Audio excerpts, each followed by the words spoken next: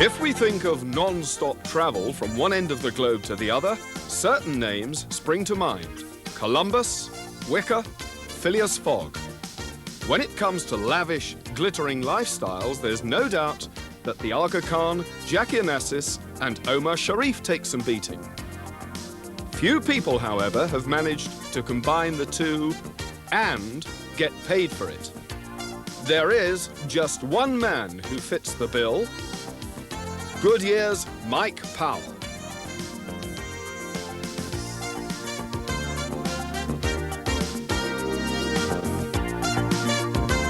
But it wasn't always like that. On a recent trip back to Penn Common, Mike took the opportunity to visit the house that was home during his childhood years and the snug little basement room that was his. Who could have imagined that a man from such modest beginnings would become the Marco Polo of Goodyear?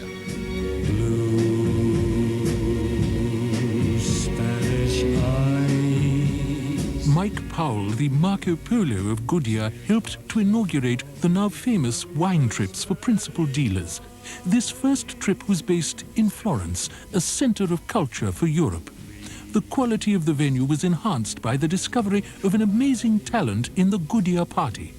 This talent emerged in an infamous piano bar in downtown Florence, when some of the Goodyear guests were stunned by a virtuoso performance that had this entire city of culture buzzing with excitement. The rendition of the famous aria Spanish Eyes by the talented Mike Powell had the Goodyear party totally enthralled. There was not a dry eye in the place. Not, as you may understand, because of the emotional pathos of Mike's interpretation of the sensitive piece, but more because of the subtle humor which he brought to this classic of the Spanish costas. The wonderful change of key delivered by Mike, together with a clever off-pitch interpretation, delivered a black country richness which was both exceptional for its resonance and depth. He was accompanied in this unforgettable performance by a manic pianist and a long-haired git playing an acoustic violin. Both were so obviously bowled over by this dynamic rendition, they found it almost impossible to continue. The two stunning Italian blondes who were serving drinks started to have hysterics and had to be consoled by Cyril Dixon and Wally Timlett. The two bar girls' wonderful appearance gradually disintegrated as their mascara streamed down their faces. The change in their appearance was of Jekyll and Hyde proportions. As Mike's performance came to an end, his efforts visibly exhausting him, he almost collapsed on the floor and had to be assisted from the stage. The next morning, the city of Florence was abuzz with the news of this newfound talent, and the 30-something members of the Goodyear party counted themselves very fortunate to have been present at the discovery of such an unusual talent. The wine tasting thereafter paled into insignificance, so overshadowed by such a momentous occasion. As a point of interest, Mike now travels a great deal, delivering the benefit of his talent on a global scale. He also does a little advertising for Goodyear. You and your Spanish eyes will wait for me. And it's at Goodyear that Mike's dedication to the job is legendary and his powers of concentration unsurpassed. He applied himself to every tire launch with vigor and enthusiasm, single-handedly dreaming up some classic advertising ideas. Just occasionally, these turn out to be a bit of a letdown. After one particularly severe dressing down from David Stanton, Mike found himself temporarily employed in David's garden. We hear Mike has now applied for this job on a more permanent basis. What has never been in doubt is Mike's determination to get maximum value and service from his suppliers. He will, quite literally, travel to the ends of the earth to see a job through, as Pat Howitt, one of Mike's long-standing suppliers, is keen to testify. Hi, Mike. One of the things I'm really going to miss when you retire is our sort of 2 or 3 business meetings a year. Not so much the meetings, but the venues, because over the last 20 years, it seems that I only ever get to Wolverhampton, probably once a year.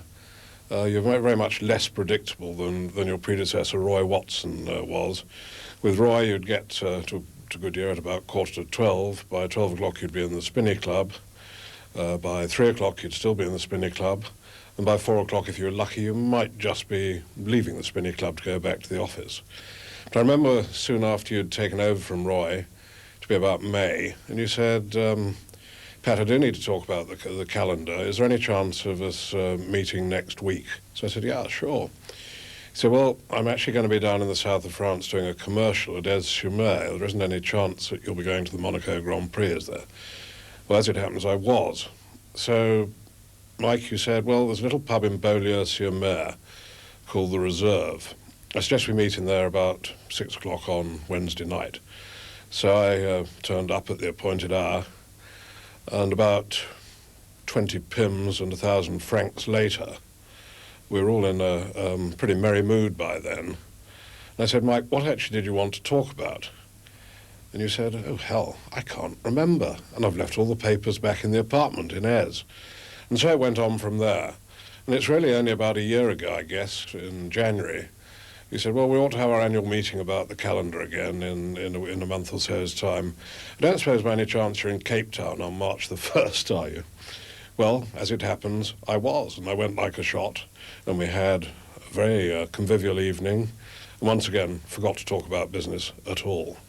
And there have been numerous occasions in between where we've met in all sorts of super venues. My only real regret is that you never asked me to come over to Adelaide to meet you there. But still, never mind. Mike, it's been a great 20 years of business with you and with Goodyear, and I'd just like to wish you all the very, very best for a long and happy retirement. Cheers, old pal. Yes, Pat, everybody's pal. Powell's the name and Travel's the game. A man of culture and sophistication. A man who knows how to conduct himself under every circumstance. The man eats and drinks for England, and there's hardly a bar in the world that he hasn't been seen hanging around at some time or another.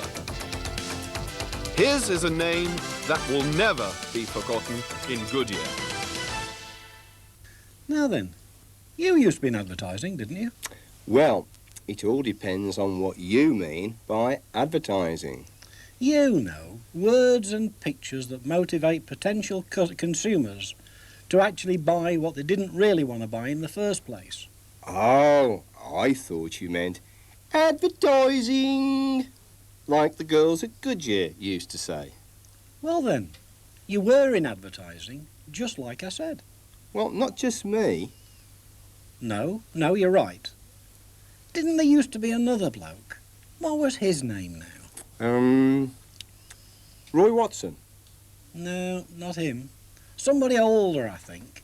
Always arrived late, began with a P every morning. Yes, it began with a P. Pike. No, not Pike. Arrived much later than him. Oh, don't you mean that chap on Goodyear International? That's him. Spent most of his time on wine trips abroad and also commuting to the West End of London in his own private coach.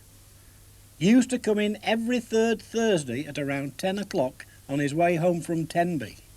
Well, it does all go on, as they say. As who says? That chap whose name begins with P. Got heavily involved with the police at one time, if I remember rightly. Wasn't it something to do with contributing to road safety? Yeah, you're absolutely right. I remember watching him scorch around the track at Miraval once. Or was it twice? Anyway, he started on a Monday and arrived back the following Thursday. Yeah, he told me afterwards. He felt as tired as a big dog. Ate and drank for Great Britain, he did. European finalist. Broke all national records. He did. This is true. This is very true. Record number of England caps. Never be broken in our lifetime, you know. It reminds me of that jigsaw jackpot. How's that? Well, talking about records, that was a record cock-up. A proper job. Cost thousands and thousands, it did. Got stuck between a rock and a hard place. What does that mean? Well, I don't actually know. But it's the best thing since sliced bread. It'll be good. And you know you're going to like it. You're going to like it a lot. Well, it does all go on, doesn't it? By the way, have you raised the budget for this extravaganza? No, but Mike has. Well, then that's all right. No problems. Well, Mike, that's it and all about it. It's been good. You're going to like it. We all hope that it all goes on and carries on going on for you and yours in the years to come. Now, this bloke we've been talking about, what was his name? Yes, Mike Powell is a name that will never be forgotten. And once, just once, he actually got it right. The most Powellful piece of advertising ever seen in Britain.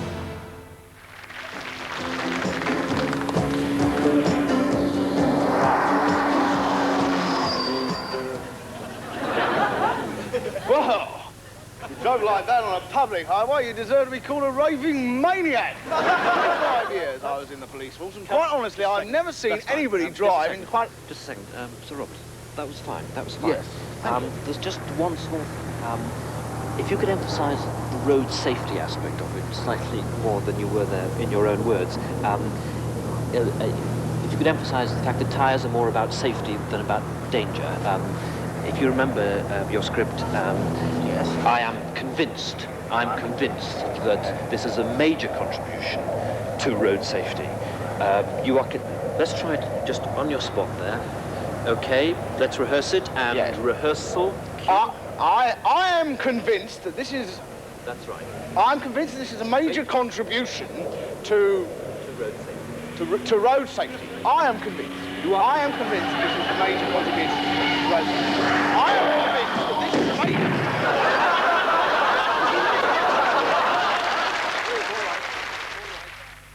Hi, Mike. It must be 16 years since you, Eric Smethurst, Hugh Burkitt, Dave, Roger and I made a major contribution to English folklore. It certainly sold a lot of tyres, and after all these years we can say very good tyres. As a policeman I was taught never to believe anything I read in a newspaper, except perhaps the date and the lighting up time, and even then only when I'd checked with my diary. Goodyear and Wazes overcame that problem. The years showed that the campaign was based on ample research and on quality. It stood the test of time. You're now beginning a well-earned retirement. Don't worry about it. I've had 17 years of it, and I assure you it can be very enjoyable. In our time, as I recall, we sank a lot of good red wine together. Sink a lot more tonight, Mike, but get someone to drive you home. You've already made a major contribution to Goodyear advertising from behind the headlines, and we, your friends, don't want to see you finishing up in them. Have a long and happy retirement. Ciao. So, a career that blossomed for over 40 years comes to an end. There were times of great stress, towering difficulties, and obvious inadequacy. But through it all, Mike coped with every hardship as only he can. Farewell, Mike. From all your friends and colleagues, enjoy your retirement. Perhaps now you'll find the time to see something of the world. Ladies and gentlemen, we give you Mike Powell.